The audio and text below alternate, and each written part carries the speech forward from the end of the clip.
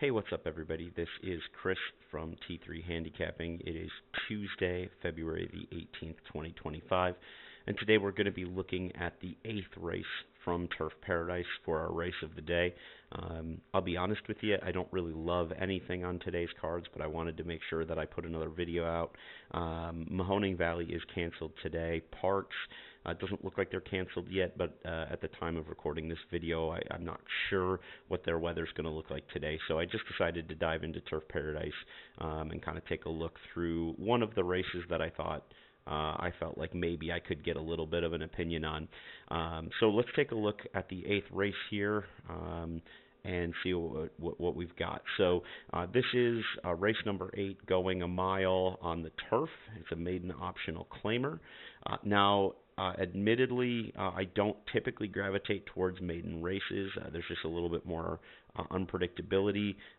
But I did see in this race that we have a lot of horses that have had a lot of starts, and so I feel like I at least have a little better idea of sort of where they're at in their form and in their ability levels to make some judgments. Now, as I go through and I talk about the factors that I lean into for this, it's really important to know that using this model and these calculations, I only have 5 turf routes at Turf Paradise in the hopper. So I'm doing a lot of speculation based on a very small sample size, which is part of what's causing my level of confidence to be a little bit lower in today's race. So I went through and I started with my stack rank. Stack rank has proven to be very impactful in the early phases of both maiden races as well as turf routes at Turf Paradise. So I went through my stack rank 9, 4, 7, 1, 8, 2, 6, 5, 3. A nice healthy field of 9 horses here, which I think makes this an inherently better betting opportunity. So from there, I go into my eliminations, and ultimately I opted to eliminate 2 horses here. I eliminated the number 3 horse, and I eliminated the number 3 because you have the 0 score in the record category.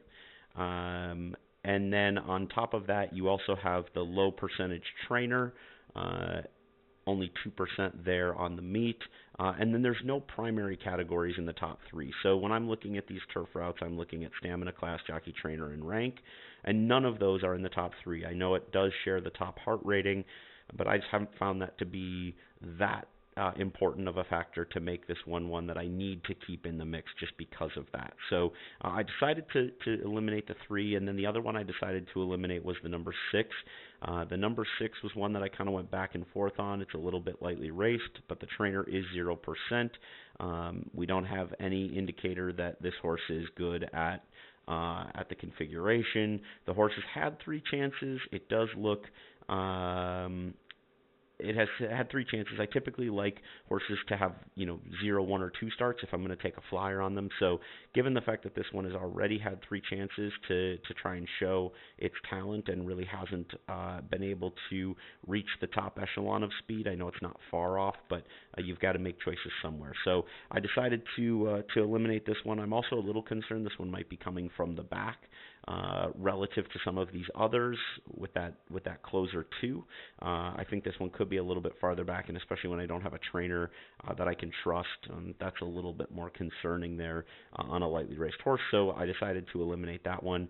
The 5 I left in because it only has the 2 starts, and I think if I'm going to take a flyer in a race with a lot of proven losers, a horse with only 2 starts, especially with a decent jockey and trainer, can really help out. So that's why I chose to keep the 5 but eliminate the 6, even though they have some similar profiles. You also notice that the run style of the 5 is just slightly more forward than the number 6. So that got me to 9, 4, 7, 1, 8, 2, 5. But as you can see in my quick check, I made quite a few changes. So like I said, I was really leaning into those gold categories of stamina, class, jockey, trainer, and rank. And so my new stack rank, my new quick check rank, is that I like the 9 on top. The 9 is both the class and the jockey trainer. It's only got 5 starts, so it hasn't lost as much as some of those in the inside posts. Now, I will say the one thing that was a little concerning is that the aggregate score was not over 10.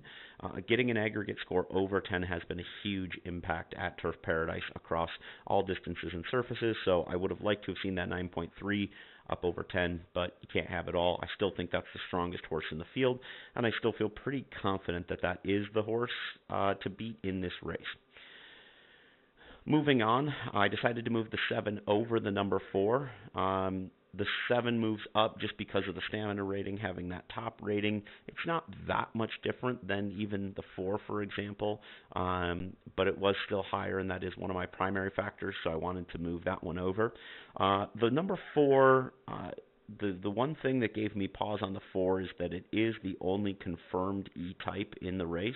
And given that it's a front runner, there's not a lot of speed, and I do think that speed on the Turf Paradise turf, especially as we get into the season, can really be a benefit. And so I kind of had to leave that one in the off chance that this one can get loose and they all have to chase. As you can see, the number 4 is highly rated in a lot of the categories, whether they're primary, secondary, or non-factors. This one does rank extremely well across. The jockey trainer, though, was a bit of a concern, thus dropping below the 7. But as you can see when we get down to our stack rank, or our placement grid, that the 4 still maintains kind of in that second tier. Next, I went to the number 1, who was 4th in my original stack rank. I left it at 4 because of the record in class. Then I decided, instead of going 8 to 5, as my original stack rank would dictate, I decided to move the 5 up. And the reason for that is that I like the lightly raced nature of this one in a race, like I said, with a lot of proven losers. So I'll take a chance on that one, moving it up the ranks a little bit. The number 2 moved ahead of the number 8. And that's just because I think Americano has been just an amazing jockey at Turf Paradise this year. I found a lot of value betting those horses that they're on, and so I think that's definitely promising. But I also like that the speed and total pace numbers are right there in the mix, which have been kind of secondary factors as well as heart. So, and then the last one, obviously, that leaves number 8. I already talked about the fact that 8 was almost on the chopping block for me. I'm sorry, no, that was a different horse. But the 8 was one that I was kind of going back and forth on, but as you can see, the stamina and jockey trainer ratings do measure up very well with the others in this race. But nevertheless, I mean, once I get down to the bottom part of my quick check, these are just going to be underneath horses anyway, so I'll just kind of throw them in there. When I went through this race, ultimately, I felt like I had a decent handle on the best horse, and I feel like I have a decent handle on the contenders. I won't be surprised if anybody, really even from my third place category, wins this race. These are really questionable horses in terms of their ability to be consistent and proven form. So I won't be surprised by anything here, and with that, I probably will attack my wagers the same way. So I do think the 9 is the horse to play to win. I like the statistics that one had over some of the other competitors. So I would play the 9 to win for my standard $10, but you'll notice that, like yesterday, if you watch that video, I think I had the horse at even money. I tend to be someone who's willing to take even money, kind of 3 to 2.